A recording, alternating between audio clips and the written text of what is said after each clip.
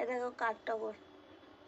আপাতত গাছটা ছোট আছে বলে অল্প অল্প হচ্ছে আর ছোট ছোট হচ্ছে, বড় হলে দেখা যাক কি হয়।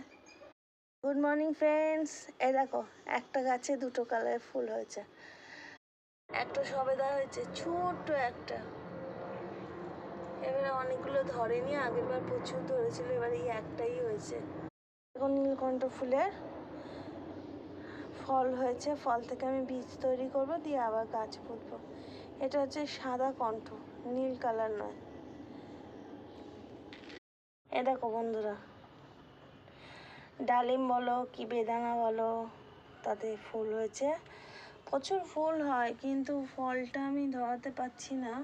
বন্ধুরা, এই ডালিম গাছটা ফুল থেকে ফল ধরাতে কি সার দিলে ও গোড়া মজবুত হবে একটু আমাকে জানিও তো, আমি তাহলে ওটা বাজারে গিয়ে কিনে আনবো।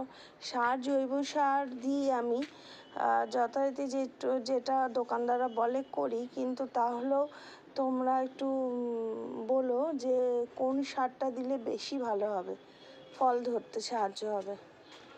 Thank you.